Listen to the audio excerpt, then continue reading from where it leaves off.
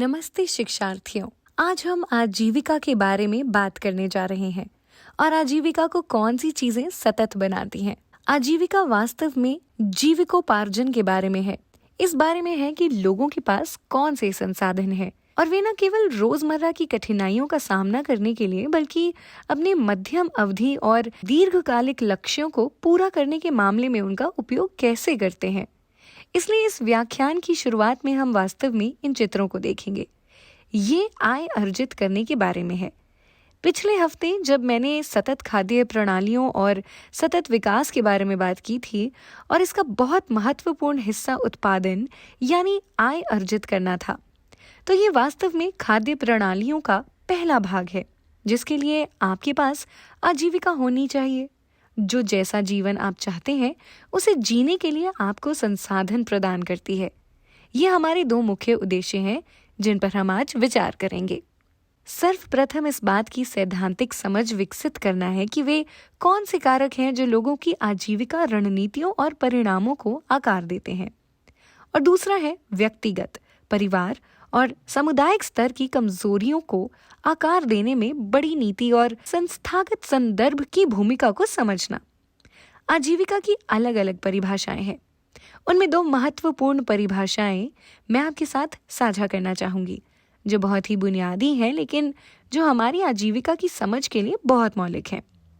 पहली परिभाषा चेम्बर्स और कॉनवे ने दी है, जिसमें लोगों जो केंद्र में हैं योग्यताओं या क्षमताओं और उनके जीवन यापन के साधनों के रूप में आजीविका के बारे में बात करती है।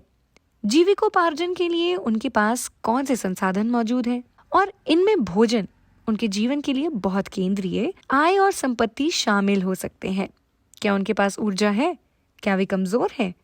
क्या वे काम करने में सक्षम हैं? दूसरा पहलू या परिभाषा पहली परिभाषा के ही बहुत समान है।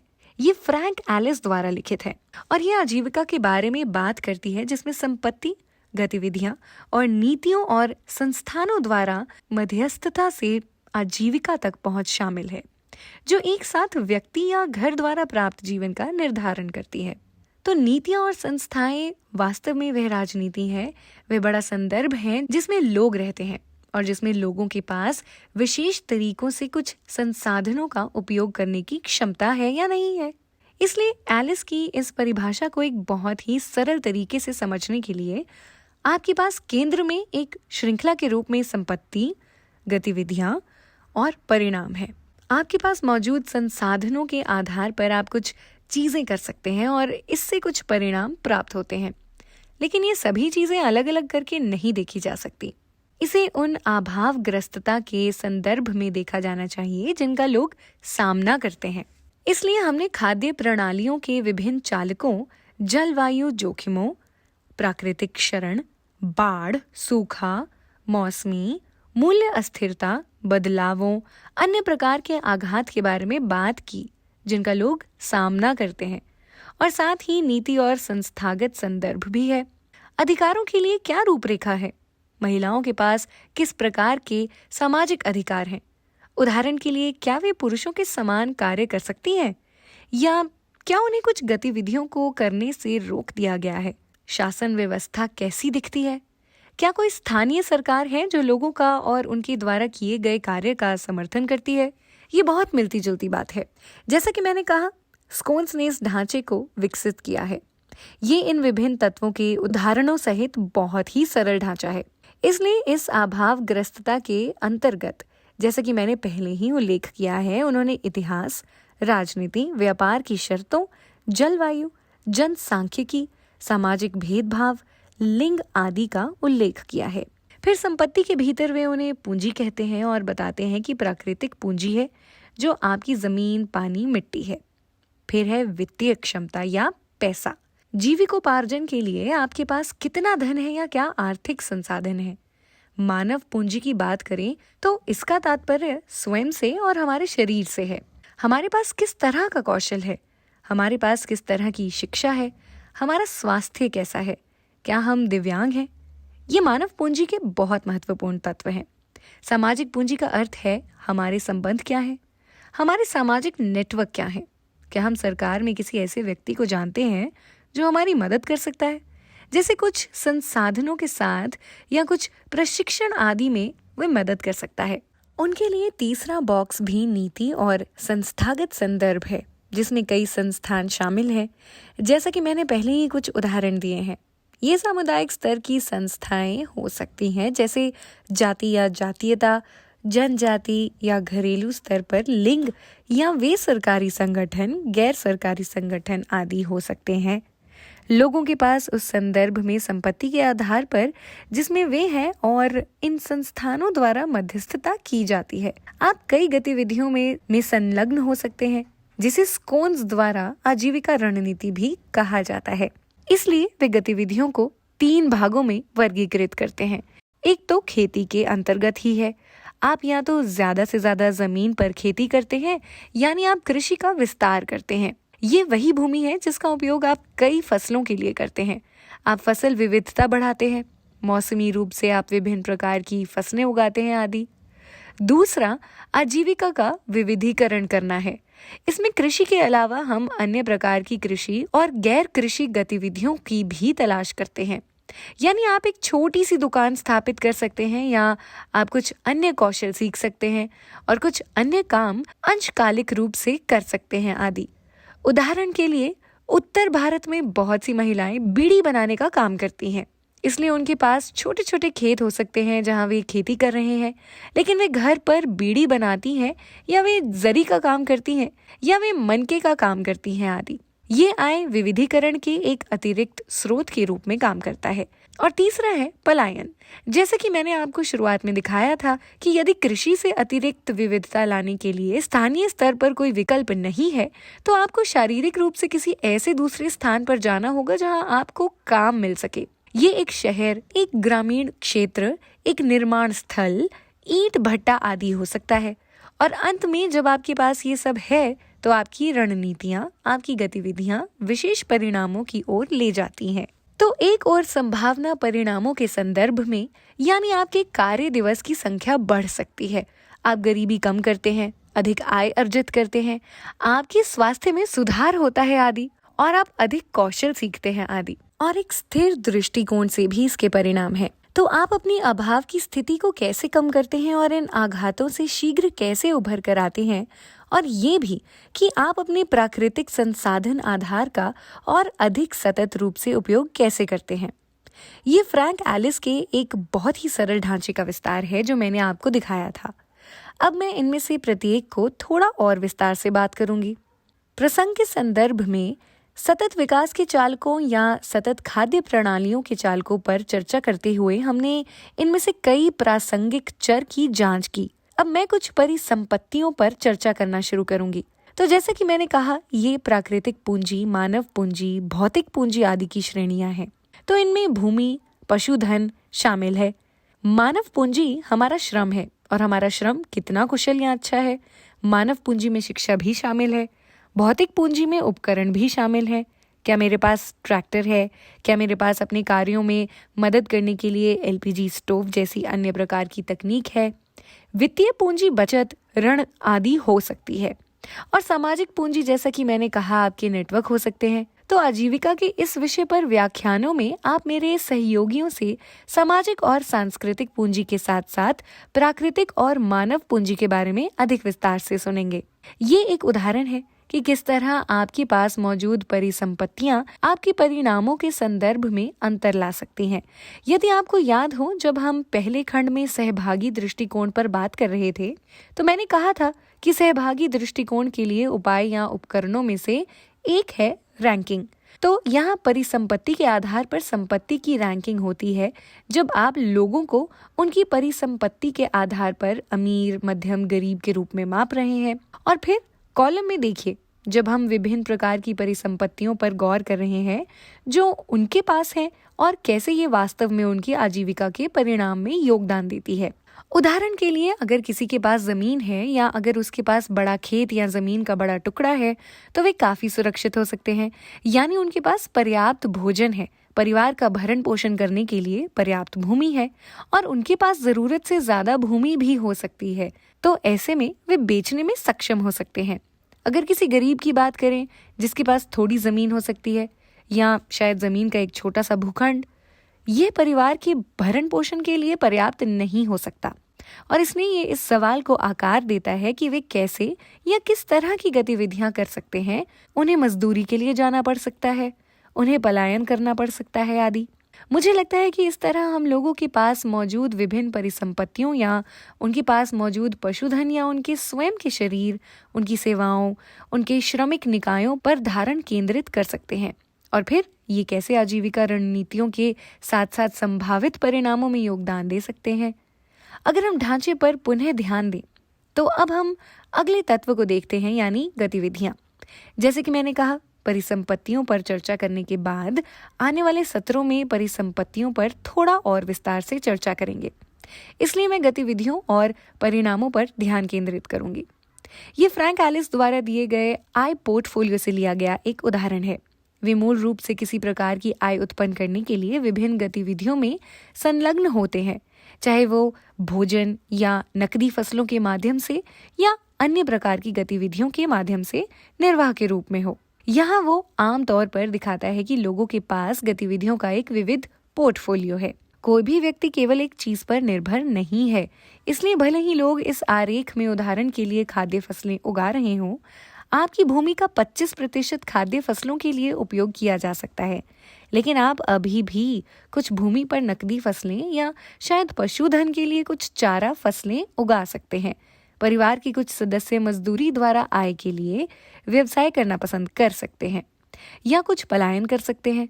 जब मैं भारत में और केन्या में भी काम कर रही थी तो मैंने पाया कि हर घर में लोग अलग अलग गतिविधियां कर रहे हैं। एक ही परिवार से 1 या 2 बेटे या बेटियां शिक्षित हो सकते हैं और सरकारी नौकरी के लिए जा सकते हैं। कोई पशुधन की देखभाल कर रहा है, कोई खेती की देखभाल कर रहा है, इत्यादि। तो आमतौर पर आय का काफी विविध पोर्टफोलियो होता है।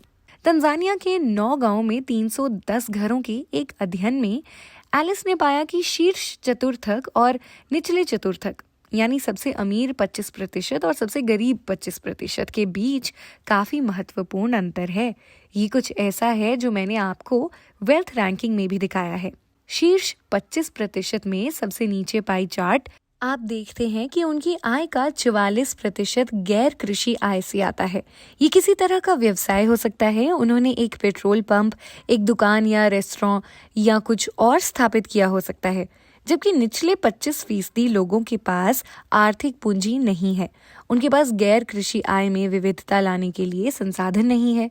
उनकी आय का केवल 11% गैर कृषि से आता है और वास्तव में 27% मक्का, जो यहाँ भारत में चावल और गेहूं जैसी बुनियादी मुख्य खाद्य फसलें हैं, उनके आय पोर्टफोलियो का एक बड़ा हिस्सा है। मुझे लगता है कि हमें हमेशा याद रखना चाहिए कि सभी लोग एक जैसे नहीं होते हैं। हम अपनी आय श्रेणियों के आधार पर, मौजूद संसाधनों के आधार पर एवं जेंडर के आधार पर अलग हैं। उदाहरण के लिए घरों में, यहाँ तक कि जमींदार घरों में भी महिलाओं की स्थिति या आय बढ़ाने की क्षमता बहुत कम हो सकती है, क्योंकि हो सकता है कि उनके पास जमीन नहीं हो। अब आय स्रोतों की यह विविधता या ये विविध गतिविधियां परिवारों के लिए क्यों महत्वपूर्ण है? पहली बात जोखिम को कम करने और आरक्षितता को कम करने के बारे में है।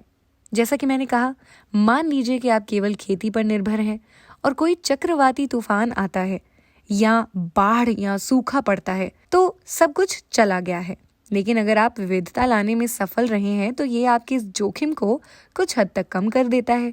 ये भोजन, श्रम और आय के मामले में भी मौसमीपन को सुचारू करता है। आमतौर पर हम जानते हैं कि कृषि में, उदाहरण के लिए धान, जून जुलाई में धान लगाया जाता है, फिर इसकी कटाई अक्टूबर नवंबर तक की जाती है।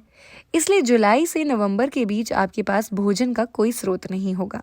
तो ये ऐसा समय है जिसमें आय का एक अतिरिक्त बाहरी स्रोत होने से आपको इस अवधि में सुचारू रूप से उभरने में मदद मिलती है, ताकि आप इस अवधि में तब तक उपभोग कर सकें जब तक आपको फसल ना मिल जाए और आपका खाद्यान्न भंडार भर ना जाए।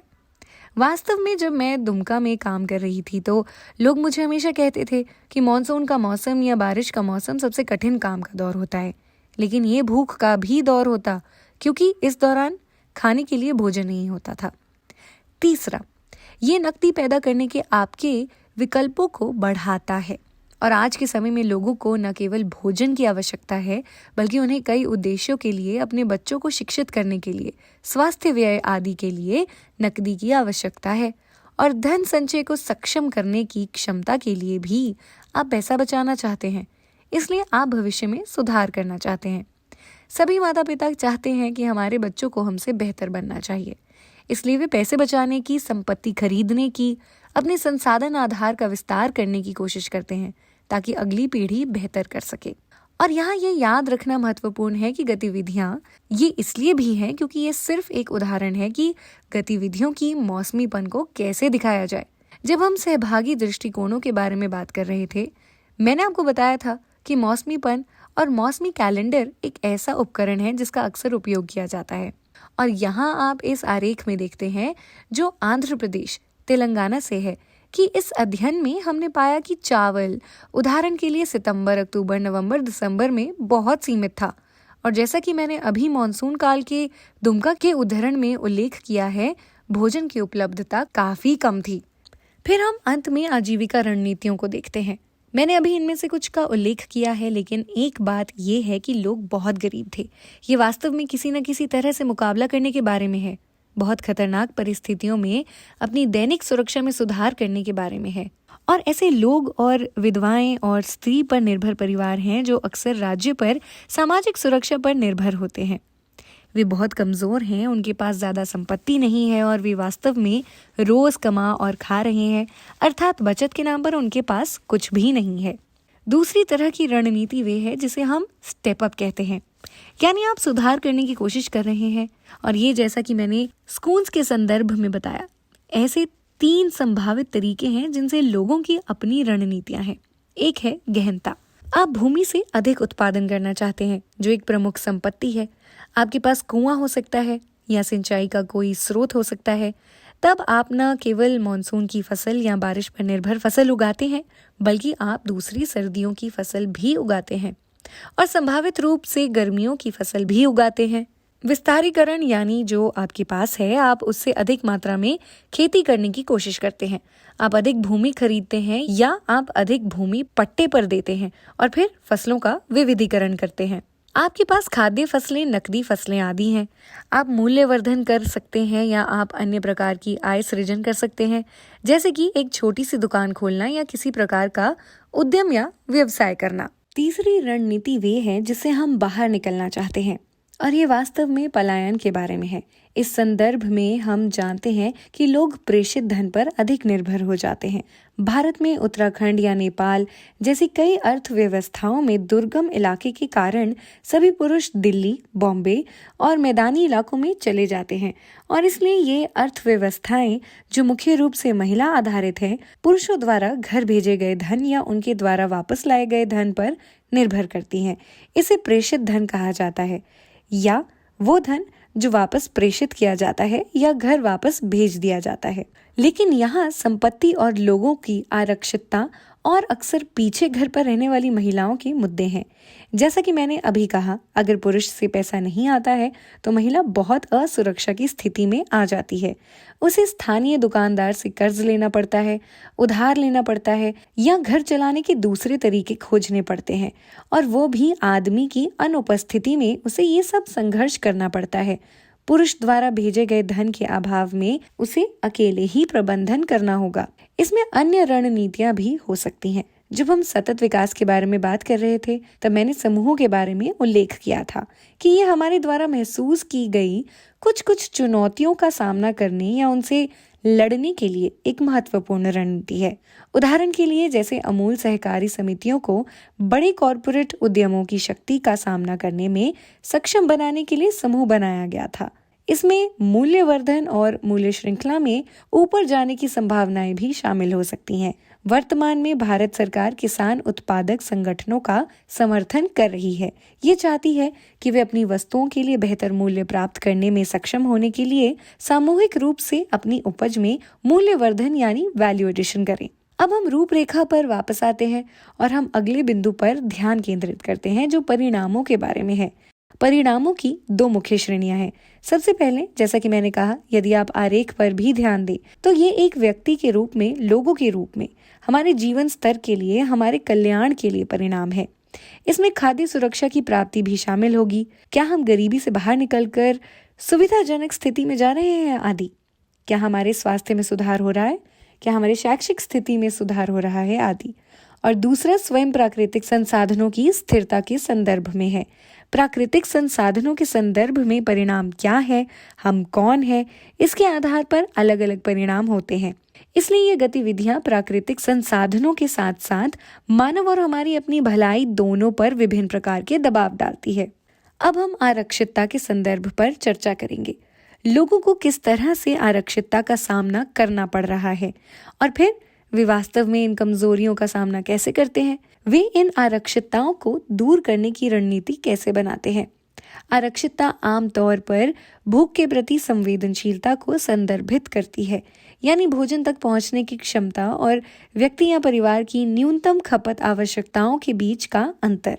ये एक बहुत ही गरीब महिला की तस्वीर है जो विधवा है और एक बंदरगाह के पास कुछ निम्न गुणवत्ता की मछली बेच रही है। वे गुजारा करने में भी सक्षम नहीं है, इसलिए वे वास्तव में कमजोर है, अभावग्रस्त है। उसके पास अच्छी गुणवत्ता वाली मछली खरीदने के लिए संसाधन नहीं है। वे इतनी बूढ़ी है कि वे घर घर जाकर या गांव-गांव जाकर बेहतर बाजार ढूंढने में भी सक्षम नहीं है। और इससे वास्तव में ये अंतर उत्पन्न होता है कि उपभोग कितना है और उसकी जरूरत क्या है। आरक्षितता का एक दूसरा प्रकार समझना वास्तव में एक प्रतिकूल घटना के जोखिम और उस घटना से निपटने की क्षमता के बीच संबंध के रूप को समझना है। अगर मेरे पास कुछ संसाधन है और मान लीजिए अगर सूखा पड़ता है या बाढ़ आ जाए और मेरे पास कुछ बचत है या मेरे पास कुछ अनाज या बीज भी हैं, तो मैं उस स्थिति से निपटने में सक्षम हूँ और एक बार जब वो समस्या हल हो जाएगी तो मैं बीज बो सकती हूँ। लेकिन अगर मेरे पास कुछ नहीं है तो मैं बहुत कमजोर स्थिति में आ जाती हूँ, क्योंकि मेरे पास उस जोखिम का सामना करने की क्षमता नहीं है।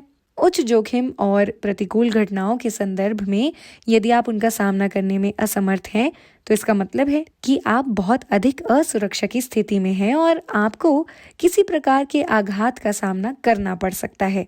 जैसे कोई मरता है या मान लीजिए एक महिला है और उसके पति की अचानक मृत्यु हो जाती है या कोई दुर्घटना हो जाती है या आप अपना एक मवेशी खो देते हैं या किसी बीमारी के कारण आपको अपनी ज़मीन गिरवी रखनी पड़ती है। कोविड महामारी में हमने इस तरह की कई कहानियां सुनी हैं, जैसे कोई एक रिक्शा चालक बीमार हो गया और उसे अस्पताल में लगभग 50,000 रुपए खर्च करने पड़े। परिणाम स्वरूप उस परिवार ने अपनी बहुत सारी बचत या संपत्ति खो दी। इस तरह के आघात व्यक्तिगत हो सकते हैं या आघात सामूहिक भी हो सकते हैं, जैसे सूखा, बाढ़ आदि। जब हम आरक्षितता को जोखिम अनुक्रम के रूप में देखते हैं तब क्या होता है। संपत्ति उस जोखिम का प्रबंधन करने और उससे मुकाबला करने में बहुत महत्वपूर्ण भूमिका निभाती हैं। यदि कोई आघात लगता है और आपके पास परिसंपत्ति नहीं है तो वास्तव में आप अधिक असुरक्षित, गरीब, बेसहारा हो जाते हैं और आपकी स्थिति प्रभावित होती है। यदि आपके पास किसी तरह की संपत्ति है और जैसा कि मैंने कहा संपत्ति की परिभाषा व्यापक है, तो ये सामाजिक संपत्ति भी हो सकती है। अर्थात आपके किसी से मजबूत रिश्तेदारी के संबंध हैं या आपके पास बहुत मजबूत पारिवारिक समर्थन है जो आपकी मदद करेगा। ये भी जोखिम का मुकाबला करने और जोखिम प्रबंधन में मदद कर सकता है। इसके बाद हम भूमि उपयोग और भुखमरी के प्रति संवेदनशीलता पर गौर करते हैं। ये मेरे द्वारा पूर्वी भारत में ओडिशा के कोरापुट जिले से ली गई तस्वीरें हैं और यहाँ आप पारंपरिक रूप से ध्यान दें तो आपके पास मिश्रित वन, धान उगाने वाली भूमि थी आदि। लेकिन अब ऊंचे पहाड़ों पर कुछ यूकेलिप्टस के बागान सामने आए हैं और ये कागज उद्योग को लकड़ी प्रदान करते हैं। ये ज्ञात है कि यूकेलिप्टस बहुत सारा पानी सोख लेता है और अगर ये अपस्ट्रीम है तो आपके पास डाउनस्ट्रीम में कम पानी है और यह खेती को प्रभावित करता है। जिस मिट्टी में यूकेलिप्टस उगता है वहाँ अन्य उत्पादों को उगाना बहुत मुश्किल हो जाता है। पहले महिलाएं उस जमीन का इस्तेमाल बाजरा, मोटे चना, सब्जियां आदि की खेती के लिए करती थी। इसलिए जब भूमि उपयोग के पैटर्न में परिवर्तन होता है और आपका उस पर कोई नियंत्रण नहीं है तो आप भी काफी अभाव की स्थिति में आ सकते हैं। इन यूकेलिप्टस के बागानों को स्थानीय महिलाओं द्वारा नियंत्रित नहीं किया जाता है, क्योंकि वे सीधे यूकेलिप्टस का उपयोग नहीं कर सकते हैं। वे इसके लिए कागज उद्योग पर निर्भर हैं। आरक्षितता के साथ जिन अन्य चीजों पर हमें ध्यान देना चाहिए वे है समय रेखा, और ये किसी भी दिशा में जा सकती है। अगर आपके पास अनुपयोगी संपत्ति या नेटवर्क है और राज्य का सामाजिक समर्थन या राज्य हस्तांतरण पर्याप्त मजबूत नहीं है, और तब अगर एक प्रारंभिक आघात लगता है तो आप आंशिक रूप से तो ठीक हो सकते हैं, लेकिन अगर फिर कोई आघात लगता है तो ठीक होने की आपकी क्षमता कम हो जाती है। दूसरा आघात आपको और नीचे धकेल देता है। कभी कभी आरक्षितता समय के साथ बढ़ती रह सकती है क्योंकि लोगों की संपत्तियां नष्ट हो जाती हैं। इसका उल्टा भी हो सकता है कि यदि आपके पास कम संपत्ति है और आप विविधता लाने और अपनी संपत्ति का निर्माण करने में सक्षम हैं, तो आपकी असुरक्षा हर बार कम हो सकती है। अंतिम तत्व जिसके बारे में मैं बात करना चाहूंगी वह है नीति और संस्थागत संदर्भ। यहाँ हम असल में उन तत्वों को देख सकते हैं जिन पर ध्यान देने की जरूरत है। पहला तत्व है सरकार। ये कितनी विकेंद्रीकृत है, ये लोगों के लिए कितनी सुलभ है, शासन की गुणवत्ता क्या है, क्या लोगों को हर चीज के लिए रिश्वत देने या भ्रष्टाचार करने की जरूरत है, कर नीति क्या है, क्या रोजमर्रा की चीजों पर भारी कर लगता है। इसलिए हमें सरकार और शासन के पूरे ढांचे को और कैसे ये विशेष कार्यवाही करने की लोगों की क्षमताओं को प्रभावित करती है को समझने की जरूरत है। दूसरा बहुत महत्वपूर्ण तत्व अधिकार, शक्ति, भागीदारी, निर्णयों को प्रभावित करने की क्षमता का संपूर्ण मुद्दा है। ये तस्वीर दुमका में मेरे काम की है। ये असल में एक अदालत का दृश्य है जहां आप अपनी कुर्सी और मेज पर बैठे वकील और अपनी जमीन संबंधी किसी समस्या के समाधान के लिए मदद मांगती जमीन पर बैठी महिला के बीच शक्ति का अंतर देख सकते हैं। ये एक बहुत ही असमान शक्ति संबंध है।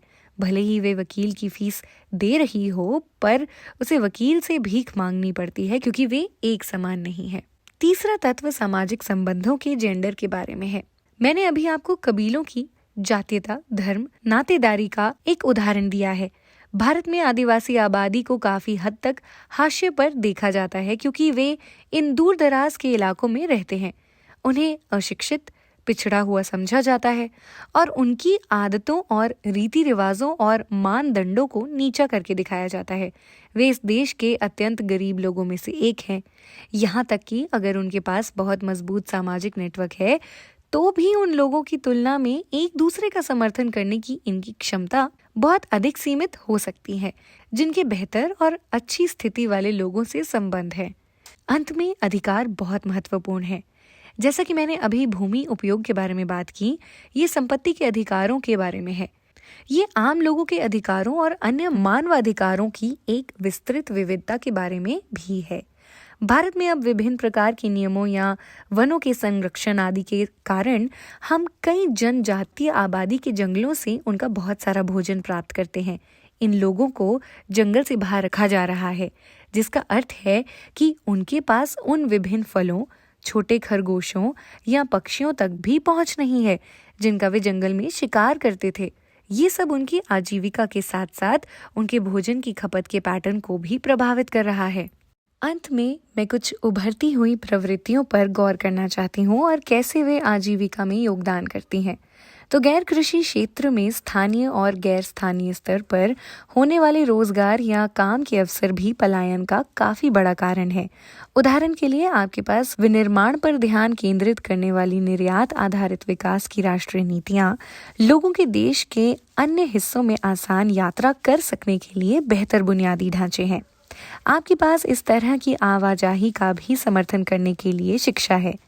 वास्तव में भारत में यदि हम अब कोविड महामारी के दौरान देखते हैं तो पूर्वी भारत से पश्चिम बंगाल, बिहार, झारखंड, उड़ीसा से जो श्रमिक आए थे वे केरल, तमिलनाडु, महाराष्ट्र, कर्नाटक में फंस गए थे। इससे स्पष्ट है कि इन क्षेत्रों ने कुछ प्रकार के विकास के कारण नौकरियों के अधिक अवसर प्रदान किए हैं। दूसरी चीज है खेती और कृषि। वास्तव में छोटे जोत वाली कृषि को लाभप्रदता प्रतिफल प्राप्त हुआ है। मैंने सतत खाद्य प्रणालियों के बारे में बात करते समय उल्लेख किया था कि लाभकारी मूल्य देना बहुत महत्वपूर्ण है। खेती की लाभप्रदता होनी चाहिए।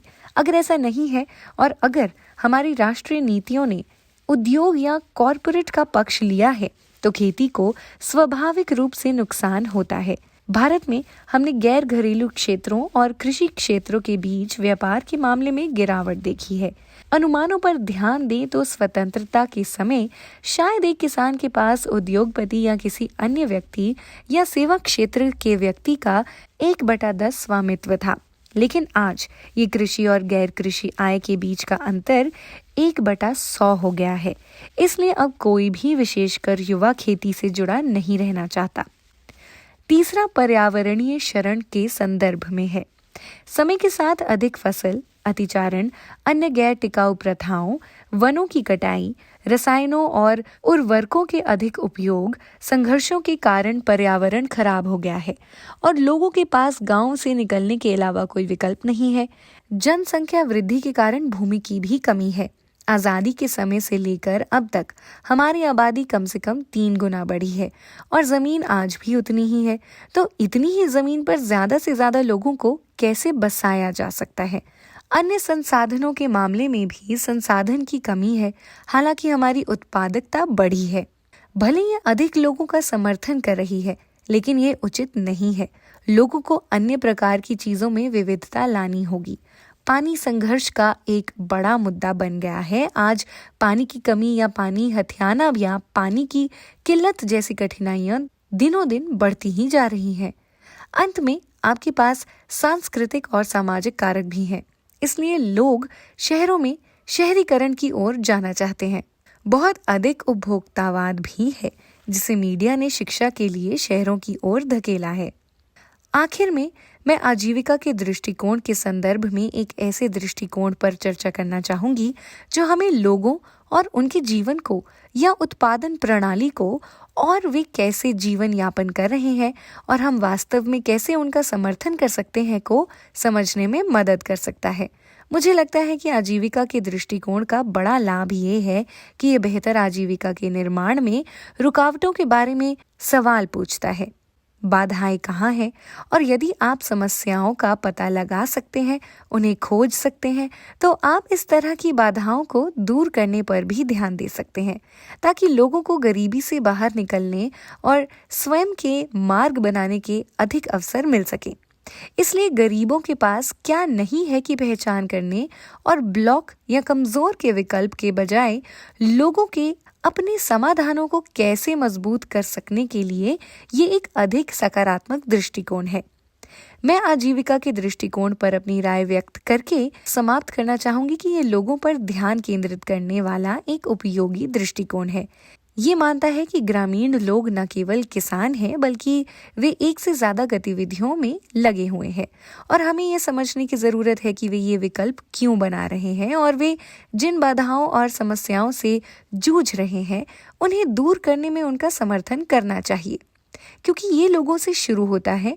ये प्रकृति में सहभागी भी है, क्योंकि ये लोगों से पता लगता है कि उनकी समस्याएं और बाधाएं क्या हैं, उनकी ज़रूरतें और प्राथमिकताएं क्या हैं, और ये भी कि वे कौन से समाधान आजमा रहे थे और इन्हें अनुसंधान, निवेश आदि के साथ कैसे मजबूत किया जा सकता है। ये गरीबों पर केंद्रित है।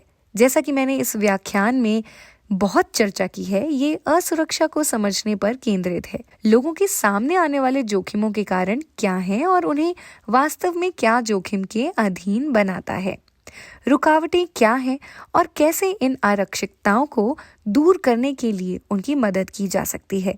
ये कई प्रकार की संपत्तियों और असुरक्षा और आजीविका रणनीतियों और सतत संसाधन प्रबंधन का मुकाबला करने के उपाय पर भी ध्यान केंद्रित करता है। तो शिक्षार्थियों, मैं इस बिंदु पर रुकूंगी, लेकिन यदि आपकी कोई प्रश्न या टिप्पणी है तो आप उन्हें चर्चा मंच पर भेज सकते हैं और मुझे लगता है कि इस पाठ्यक्रम में अगले आने वाले सत्रों में लोगों के लिए आजीविका के निर्माण के मामले में संपत्ति की भूमिका के बारे में और अधिक स्पष्ट किया जाएगा। ये हमें असमानता के लिए सामाजिक अंतर की भूमिका की ओर इशारा करता है, चाहे वो जातियों के बीच हो, अमीर गरीब, शहरी ग्रामीण, पुरुष महिलाओं में हो, क्योंकि संपत्ति तक उनकी पहुंच अलग है और ये उनकी पसंद और स्थितियों का सामना करने की उनकी क्षमता को आकार देता है और संक्षेप में ये उनकी आजीविका क्षमताएं बढ़ाने में भूमिका निभाता है। शुक्रिया।